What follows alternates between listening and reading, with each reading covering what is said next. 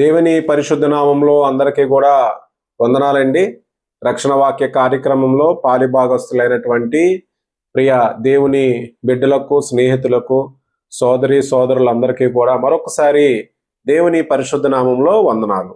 మరి యథావిధిగా ఉదయకాల సమయంలో మనం అందరం కలిసి కొంత సమయాన్ని దేవుడు మనకిచ్చినటువంటి వాక్కును మనము మన హృదయాల్లో స్థిరపరచుకునేలాగున, ఇది మన నిత్య జీవితంలో మనకి వెలుగు నింపేలాగున దేవుడి యొక్క వాక్యాన్ని మన హృదయాల్లో మనం స్థిరపరచుకుని మన జీవితాన్ని ప్రారంభించడం అనేది మన మొదటి క్రియగా మనం అందరం కలిసి నిత్యము కూడా ధ్యానిస్తున్నలాగున, మరి నేటి దినము కూడా రక్షణ వాక్య కార్యక్రమంలో యథావిధిగా మనము ధ్యానించుకున్నటువంటి సువార్తలలో యోహాను సువార్త 4వ అధ్యాయాన్ని నేటి దినము దేవుడు మనకి ఇచ్చినటువంటి సమయంలో మనం అందరం కలిసి ధ్యానించుకుందాము. మరి ఒక యోహాను సువార్త 4వ అధ్యాయము, శిష్యుడైన యోహాను గారు ఆయన ప్రభు యేసుక్రీస్తుల వారి మొదటి రాకడలో అత్యంత సన్నిహితంగా ఉంటూ ఆయన రచనా శైలి ద్వారా మనకు తెలియజేసినటువంటి ఎన్నో గొప్ప మాటలు, ప్రభు యేసుక్రీస్తుల వారి గురించి తెలియజేసినటువంటి గొప్ప అద్భుతాలను యోహాను సువార్తలో పొందపరచడం జరిగింది. మరి యోహాను సువార్తలో మరి 4వ అధ్యాయంలో మనం చూసినట్టయితే మొత్తంగా ఈ యొక్క వచనాలు 54 వచనాలు కలిగినటువంటి సువార్త యోహాను సువార్త 4వ అధ్యాయము. ఈ యొక్క 54 వచనాలను కూడా మనము 2 సందర్భాలలో విషయాలను మనము నేటి దినము తెలుసుకోవాలనుకుంటున్నాము. ప్రియమైన సహోదరి సహోదరులారా, మొదటిగా మనం చూసినట్టయితే 1 నుంచి 42 వచనాలలో మనం చూసినట్టయితే యేసుక్రీస్తు సమరయ స్త్రీతో మాట్లాడటం, అదేవిధంగా ఆయన శిష్యులకు నిజమైన ఆహారాన్ని గురించి తెలియచేయటం అనే సందర్భాలు మనము ధ్యానించుకునేటప్పుడు కానీ మనం చదువుకునేటప్పుడు కానీ ఈ యొక్క వచనాల తాలూకా సందర్భము ఈ యొక్క అంశం మీద ఆధారపడి ఉంది. అదేవిధంగా 2వ భాగాన్ని మనం చూసుకున్నట్టయితే 43 నుంచి 54 వచనాల్లో రాజ్యాధికారి అయినటువంటి ఒక కుమారునికి ప్రభువైన యేసుక్రీస్తుల వారు నయం చేయుట. ఇది యోదయాలో నుంచి ప్రభువైన యేసుక్రీస్తుల వారు గలయలలో చేసినటువంటి 2వ సూచక క్రియ. మొదటి సూచక క్రియ నేలను ద్రాక్షరసంగా మార్చుట అనేది ప్రభువైన యేసుక్రీస్తుల వారు చేసినటువంటి మొదటి సూచక క్రియ అయితే, 2వ సూచక క్రియను యోహాను సువార్త 4వ అధ్యాయంలో మనకి చివరి వచనంలో పొందపరచడం జరిగింది. ప్రియమైన సహోదరి సహోదరులారా, మరి ఈరోజు ఈ యొక్క సందర్భాలలో మనము ధ్యానించుకోబోయేటువంటి అంశము ప్రభువైన యేసుక్రీస్తుల వారు చేసినటువంటి 2వ సూచక క్రియ. ఏదైతే యేసుక్రీస్తుల వారు స్వయంగా చేసినటువంటి ఈ యొక్క 2వ సూచక క్రియ అంశాలను ఈరోజు మనకున్న సమయంలో మనం ధ్యానించుకుందాం. ముందుగా చూసినట్టయితే ఒక ప్రధాని కుమారుని నయం చేయటం విషయంలోని ప్రభువైన యేసుక్రీస్తుల వారు చేసినటువంటి 2వ సూచక క్రియ అంశము ఈ యొక్క 4వ సువార్తలో మనకి పొందపరచడం జరిగింది. ప్రియమైన సహోదరి సహోదరులారా, మనము ఈ అధ్యాయంలో ఉన్నటువంటి 54వ వచనాన్ని ఒకసారి మనం చూసినట్టయితే చివరి వచనాన్ని, ఇది యేసు యోదయ నుండి గలయలలోకి వచ్చి చేసినటువంటి 2వ సూచక క్రియ. ఏంటి ప్రభువైన యేసుక్రీస్తుల వారు చేసినటువంటి 2వ సూచక క్రియ ఏంటి అనేది మనం తెలుసుకునేటప్పుడు ముందుగా మొదటిగా మనం చూసినట్టయితే 43వ వచనం నుంచి 54 వచనాలు మనం ఇప్పుడు ధ్యానిస్తున్నాము. ఆ ధ్యానిస్తున్నటువంటి వచనాలలో ఈ యొక్క 2వ సూచక క్రియకి సంబంధించినటువంటి కొన్ని వచనాల ద్వారా ప్రభువైన యేసుక్రీస్తుల వారు ఏ మాదిరిగా సూచక క్రియ చేశారనేది మనం తెలుసుకొనవచ్చు. మనం అందరం కూడా బైబిల్స్ ఓపెన్ చేసి ఈ వచనాలను మనము ధ్యానిస్తున్నప్పుడు కానీ చదువుతున్నప్పుడు కానీ మీరు చూసినట్లయితే దీని యొక్క సందర్భాన్ని మనం తెలుసుకున్న వారము అవుతాం. ముందుగా 44వ వచనాన్ని మనం చూసుకున్నట్టయితే ఇక్కడ, ఎందుకనగా ప్రవక్త స్వదేశములో ఘనత పొందరని యేసు సాక్ష్యం ఇచ్చెను. సాక్షాత్తు ప్రభువైన యేసుక్రీస్తుల వారే ఒక సాక్ష్యాన్ని మనకి ఇవ్వడం జరుగుతుంది. స్వదేశములో ఘనత పొందరు. ఎందుకనంటే ప్రభువైన యేసుక్రీస్తుల వారు స్వదేశంలో ఆయన చేసిన ఎన్నో అద్భుతాలను అక్కడ ఉన్నటువంటి ప్రజలు ఎవరూ కూడా విశ్వసించలేదు. ఎందుకంటే నజరేతు ప్రాంతంలోని ప్రభువైన యేసుక్రీస్తుల వారు ఎన్నో అద్భుత కార్యాలు స్వస్థతలు చేసిన అక్కడ ఆయన మీద కూడా వారు కొంత అవిశ్వాసాన్ని చూపించడము, అదేవిధంగా ఆయన సహోదరులు కూడా ఆయనను విమర్శించడము, అదేవిధంగా అక్కడ వ్యక్తులు ప్రభువైన యేసుక్రీస్తుల వారి యొక్క విశ్వాసాన్ని వారు పరిపూర్ణంగా తెలుసుకోలేకపోవడం అనే విషయాలను ఆయన పొంది ఉన్నారు. కాబట్టి అక్కడ ప్రభువైన యేసుక్రీస్తుల వారే స్వయంగా సాక్ష్యం ఇస్తున్న మాట ఏంటనంటే, అక్కడ స్వదేశములో ఘనత పొందరని యేసు సాక్ష్యం ఇచ్చును. ఈ యొక్క మాటనే స్వయంగా ప్రభువైన యేసుక్రీస్తుల వారే తెలియచేయడం జరిగింది. ఆ తర్వాత మనం చూసుకున్నట్టయితే ఆ క్రమంలో 46వ వచనంలో మనం చూసుకున్నట్టయితే, ఇక్కడ 46వ వచనంలో మనం చూసుకున్నట్టయితే, తాను నీళ్లు ద్రాక్షారసముగా చేసి గలయలోని కానాకు ఆయన తిరిగి వచ్చెను. అప్పుడు కెపర్నహేములో ఒక ప్రధాని కుమారుడు రోగై ఉండెను. తాను నీళ్లు ద్రాక్షారసముగా చేసిన గలయలలోని కానాకు ఆయన తిరిగి వచ్చెను.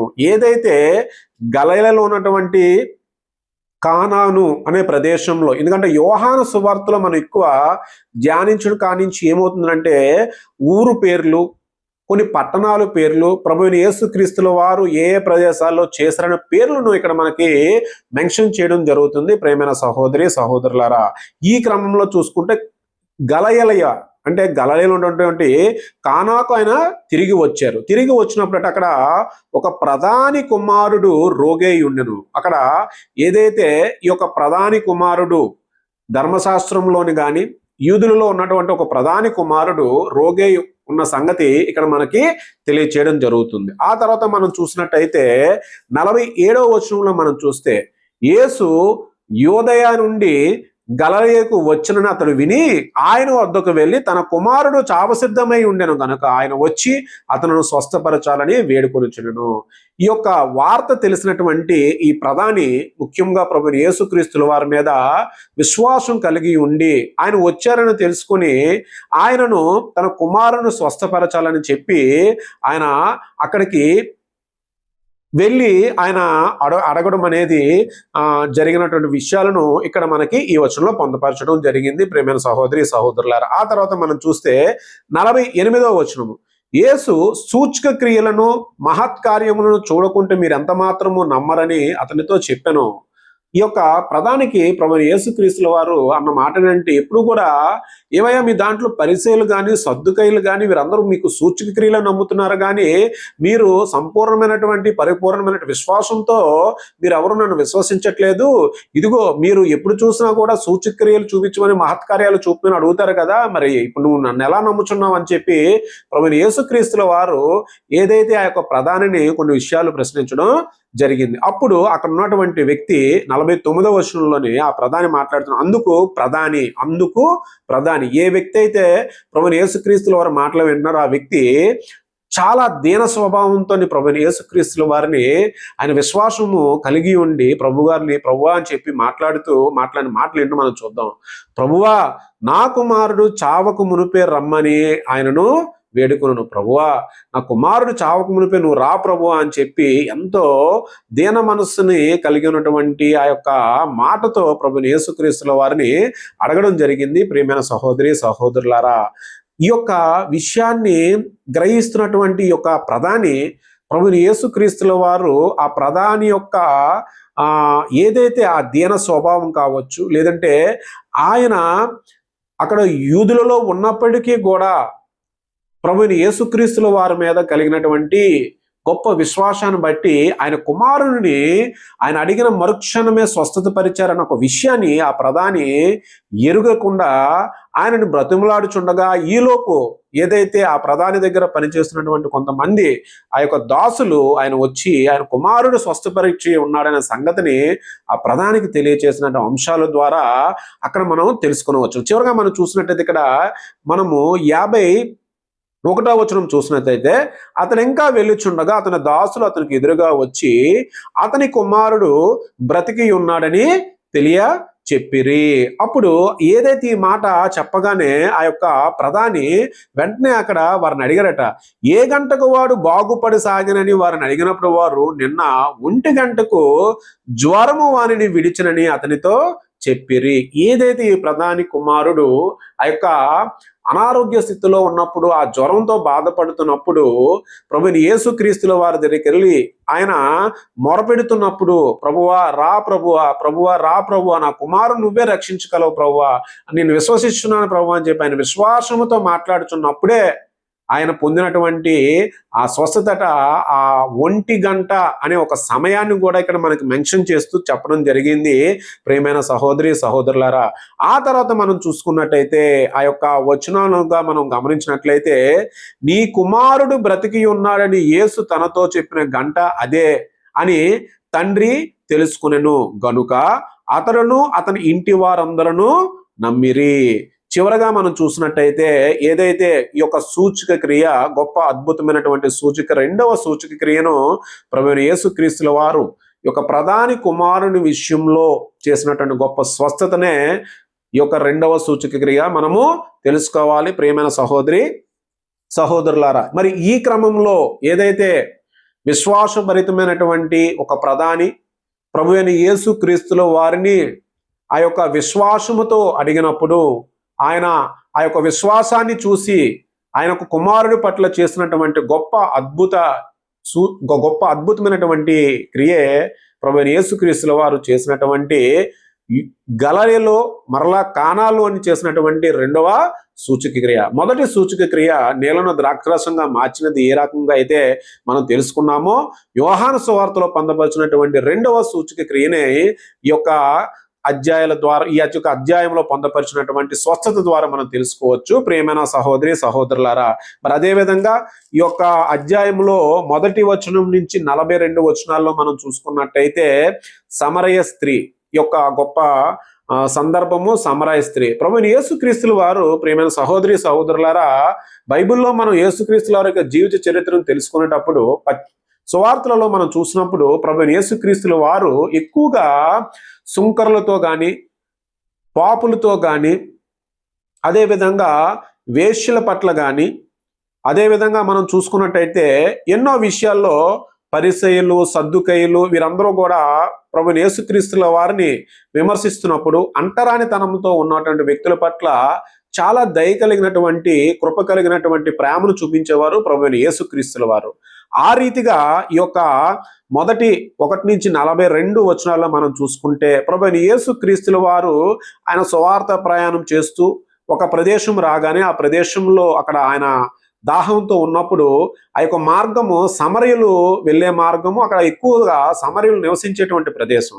ఆ యొక్క ప్రదేశంలోని ప్రభువైన యేసుక్రీస్తుల వారు ఆ దాహం కలగడం, అక్కడ ఉన్నటువంటి సమరయ స్త్రీ దగ్గర ఆయన ఆ యొక్క దాహాన్ని తీర్చమని కొంత ఆ సమయంలో అక్కడ జరిగినటువంటి కొన్ని సంభాషణల్లో ఈ యొక్క 1వ వచనం నుంచి 42 వచనాల్లో మనకి పొందపరచడం జరిగింది. ఆ సమరయ స్త్రీ ప్రభువైన యేసుక్రీస్తుల వారితో మాట్లాడటము, ప్రభువైన యేసుక్రీస్తుల వారు కూడా ఆ సమరయులు ఉన్న ప్రాంతంలో కొంత సమయంతో ఉంటూ ప్రభువైన యేసుక్రీస్తుల వారు కొన్ని విషయాలు సమరయ స్త్రీకి చెప్పడంతో పాటు ఆ యొక్క విషయాలు గ్రహించినటువంటి ఆ యొక్క సమరయ స్త్రీ ఆమె మాత్రమే కాకుండా అక్కడ ఉన్నటువంటి అనేక మంది జనాలను కూడా ఆమె తీసుకుని వచ్చి ఆ యొక్క ప్రదేశంలోని ప్రభువైన యేసుక్రీస్తుల వారు మాట్లాడుచుండగా అక్కడున్న అనేక మంది విశ్వాసానికి వారందరూ కూడా పాత్రులయ్యారని ఒక విషయాన్ని ఒక 1 నుంచి 42 వచనాల్లో మనకి పొందపరచడంతో పాటు ఏదైతే నిజమైన ఆహారము తండ్రి చిత్తానుసారముగా సర్వలోకాన్ని విడిచిపెట్టి పరలోకంలో ఉన్నతమైన స్థానాన్ని విడిచిపెట్టి ఆయన బిడ్డలమైనటువంటి మన కొరకు ప్రభువైన యేసుక్రీస్తుల వారు వచ్చి ఆయన చేసేటువంటి ప్రతి కార్యక్రమము, ప్రతి క్రియలు అవన్నీ కూడా దేవుని చిత్తానుసారంగా చేసేటువంటి గొప్ప ఆహారంగా పోల్చి వారికి శిష్యులైనటువంటి వారికి ఈ యొక్క విషయంలోని కొన్ని విషయాలు అర్థవంతం అయ్యేలాగున ప్రభువైన యేసుక్రీస్తుల వారు చెప్పిన మాటలే ఈ 1 నుంచి 42 వచనాల్లో మనకి పొందపరచడం జరిగింది. ప్రియమైన సహోదరి సహోదరులారా, ఇక్కడ మనం చూసుకున్నట్టయితే అందులోని కొన్ని మాటలు అంటే హెడ్లైన్స్ గా మనం చూసుకున్నట్టయితే ఇక్కడ ఏదైతే ప్రభువైన యేసుక్రీస్తుల వారు అక్కడ యాకోబు బావి ఉండెను గనుక యేసు ప్రయాణం వలన అలసి ఉన్న రీతినే ఆ బావి యొద్ద కూర్చునను. అప్పటికి ఇంచుమించు 12 గంటలు ఆయను. ఆ తర్వాత చూస్తే 7వ వచనంలోని సమరయ స్త్రీ ఒకతే నీళ్లు చేదుకున్నట్టుకు అక్కడికి రాగా యేసు నాకు దాహముకి ఇమ్మని ఆమెను అడిగాను. ఏదైతే ప్రభు యేసుక్రీస్తుల వారు దాహాన్ని అక్కడ వేస్తున్న సమయంలో ఆ స్త్రీని అడగడం జరిగింది. అప్పుడు 8వ వచనం మనం చూసుకున్నట్టయితే, ఆయన శిష్యులు ఆహారం కొనుటకు ఊర్లోకి వెళ్ళి ఉండరు. ఏదైతే ఈ క్రమంలో ఆయన శిష్యులు ఆయన దాహం వేస్తుంది, లేదంటే ఆయన ఆయన ఆకలిని తెలుసుకున్నటువంటి వారు వెళ్ళి కొంత ఆహారాన్ని కోసం అని చెప్పి ఆ ఊర్లోకి వెళ్ళడం జరిగింది. ఆ సమరయ స్త్రీ 9వ వచనం చూస్తే గొప్ప మాట. ఆ సమరయ స్త్రీ, యూదుడువైన నీవు సమరయ స్త్రీవైన నన్ను దాహానికిమ్మని ఎలాగో అడుగుచున్నావని ఆయనతో చెప్పెను. ఎలా అనగా యూదులు సమరయులతో సాంగిత్యము చెయ్యరు.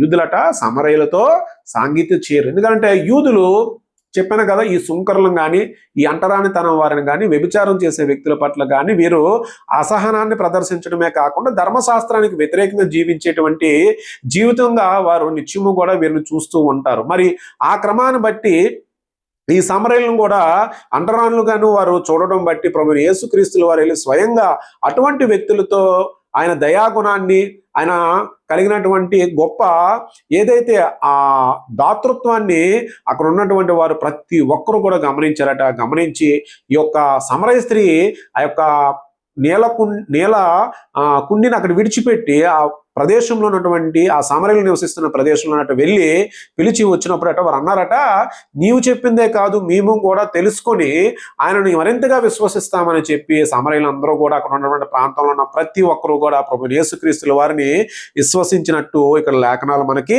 తెలియచేయడం జరుగుతుంది. ఇది మనం చూసినట్టయితే ఆ యొక్క మాటల్లోని, నేను చేసినవన్నీ నాతో చెప్పినవి సాక్ష్యం ఇచ్చిన స్త్రీ యొక్క మాటను బట్టి ఆ ఊరిలోని సమరయులు అనేకులు ఆయన యొద్ద విశ్వాసం ఉంచిరి. ఇక్కడ అనేకులు ఆయన యందు విశ్వాసం ఉంచిరి. ఆ సమరయులు ఆయన యొద్దకు వచ్చి తమ యొద్ద ఉండమని ఆయనను వేడుకొనిరి కనుక ఆయన అక్కడ నుండి 2 దినములు ఉండెను.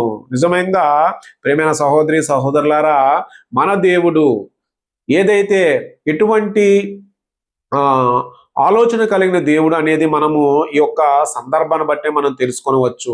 ప్రపంచంలో కానీ ఈ సృష్టిలో కానీ దేవుడు మనకి ఈ యొక్క అధ్యాయంలోని ఈ సమరయ స్త్రీ పాత్రతోని, అదేవిధంగా ప్రభు యేసుక్రీస్తుల వారు చేసినట్టు సూచక్రియను బట్టి మనం కంపేర్ చేసి చూసుకున్నట్టయితే, ఒకటి ఏదైతే అంటరానితనం అనేది వ్యక్తుల మీద మనం చూపించకూడదు. ఎందుకనంటే వారి యొక్క పాప జీవితాన్ని బట్టి వారు అటువంటి జీవితాన్ని పొంది ఉండొచ్చు, లేదు వారు పుట్టుకతో కొన్ని సమస్యలతో వారి జీవితాన్ని ప్రారంభించి ఉండవచ్చు. కానీ తప్పించి వారు ఏ మాత్రముగా కూడా వారిని అంటరానులుగా చూడకూడదు అనేది దేవుడు చూసినటువంటి గొప్ప ఏదైతే దయాగుణాన్ని కలిగినటువంటి అట్టి స్వాభావికమైనటువంటి మనసు కలిగినటువంటి స్వభావాన్ని కూడా మనం కలిగి ఉండాలి. మన ఇరుపక్కల కానీ మన చుట్టుపక్కల కానీ ఎవరిని కూడా మనము అంటరాని వారి వల్ల చూడకూడదు అనేది దేవుడు మనకి స్పష్టంగా, అంటరాని వ్యక్తుల మధ్యన వెళ్ళి కూర్చున్నటువంటి గొప్ప దేవుడు, దయాగలం కలుగునవాడు, కరుణ కలిగినటువంటి దేవుడు మన ప్రభువైన యేసుక్రీస్తుల వారు. ప్రియమైన సహోదరి సహోదరులారా,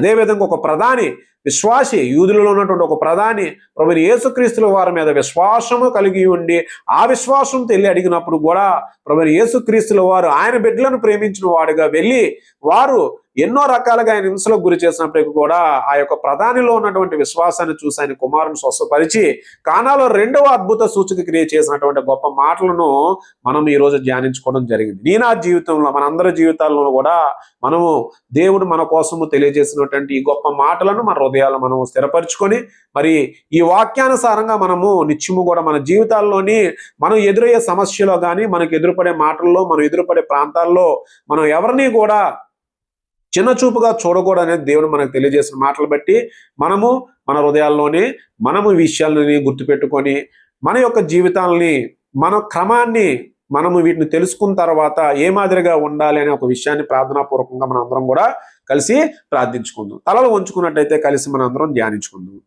ప్రియమైన పరలోకపు తండ్రి కుడిపార్శ్వమున ఆసీనుడై ఉండి సకల దేవదూతలతో ప్రభువా నిత్యము పరిశుద్ధుడా అని చెప్పి మీ నామాన్ని ప్రభువా తండ్రి నాయన ప్రభువా స్తుతిస్తున్నటువంటి స్తుతులను బట్టుగాను ఈ లోకములో ప్రభువా నాయన నీ బిడ్డలమైన మేము ఈ భూలోకమంతటి కూడా ప్రభువా నాయన నీ నామాన్ని గణపరచుటకు ప్రభువా నాయన నీ బిడ్డలుగా మేము ఉండి ప్రభువా నీ నామాన్ని స్తుతిస్తున్నట్టు విధానం బట్టి ప్రభువా మీరు ఆశీర్వదించండి, మీరు దీవించండి. నేటి దినము రక్షణ వాక్య కార్యక్రమంలో ప్రభువా నాయన యోహాను సువార్తల 4వ అధ్యాయము 54 వచనాల్లో ప్రభువా నాయన ఏదైతే ప్రభుని యేసు క్రీస్తుల వారు చేసినటువంటి అద్భుత సూచక క్రియలను, విశ్వాసముతో ఉన్న ప్రధాని యొక్క కుమారుని స్వస్థపరచు విషయంలోని ఆయన ఒక విశ్వాసాన్ని ప్రభువైన యేసుక్రీస్తుల వారు ఎరిగి ఉండి ఆయన ఒక కుమారుడి జీవితంలో చేసిన గొప్ప అద్భుతాలను, అదేవిధంగా ఒక సమరయ స్త్రీ, అదేవిధంగా అక్కడ ఉన్నటువంటి ఆ సమరయ స్త్రీ ప్రభువైన యేసుక్రీస్తుల వారితో ఆయన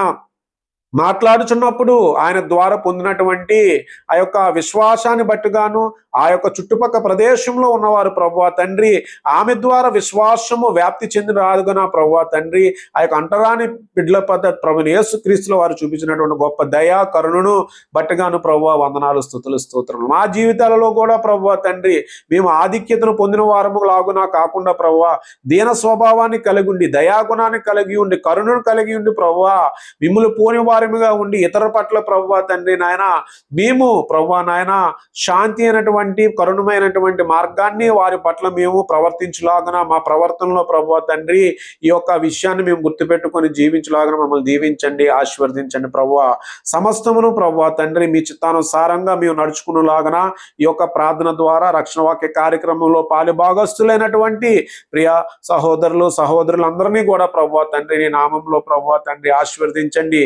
వారు నేటి దినము ప్రభువా మీ నామంలో ప్రభువా తండ్రి తెలియజే విన్నపములన్నిటిని కూడా ప్రభువా తండ్రి దీవించండి ప్రభువా. పరలోకమున్న మా తండ్రి నీ నామం పరిశుద్ధపరచబడును గాక, నీ రాజ్యము వచ్చును గాక, నీ చిత్తము పరలోకమందు నెరవేరబడినట్టు భూమి యందు నెరవేరబడును గాక. అనుదిన ఆహారం లేడు మాకు దయచేయండి. మా ఎడల అపరాధములు చేస్తున్న వారిని మేము క్షమించులాగన తండ్రి మా అపరాధం క్షమించండి. దుష్టుల నుంచి, శోధల నుంచి, కీడు నుంచి తప్పించండి ప్రభువా. రాజ్యము, బలము, శక్తి, మహిమ నిరంతరము నీవై ఉన్నవి తండ్రి. ఆమేన్, ఆమేన్, ఆమేన్. ప్రియమైన సహోదరి సహోదరులారా, దేవుని బిడ్డలారా, మరి నేటి దినము యోహాను సువార్త 4వ అధ్యాయంలో పొందుపరిచినటువంటి మాటలను దేవుడు మనకి ఇచ్చినటువంటి కొద్దిపాటి సమయంలో మనం ధ్యానించుకోవడం జరిగింది.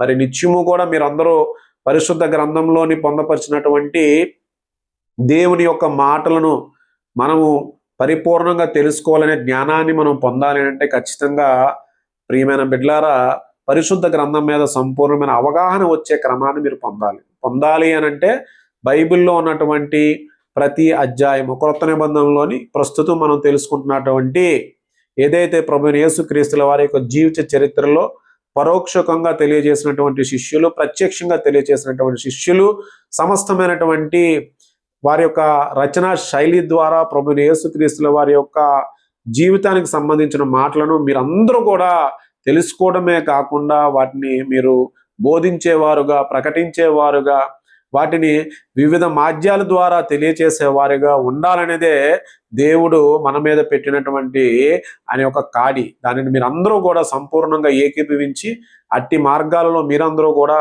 దేవుని సువార్తలో పాలిభాగస్తులయ్యి దేవునికి మీరు కేవలం విశ్వాసులుగా కాకుండా శిష్యులుగా ఉండి ఆయన ఆజ్ఞలను, ఆయన వాగ్దానాలను నెరవేర్చేవారుగా ఉండాలని మనస్ఫూర్తిగా కోరుకుంటూ మరొకసారి రక్షణ వాక్య కార్యక్రమం ద్వారా మీ అందరికీ కూడా వందనాలు. Thank you.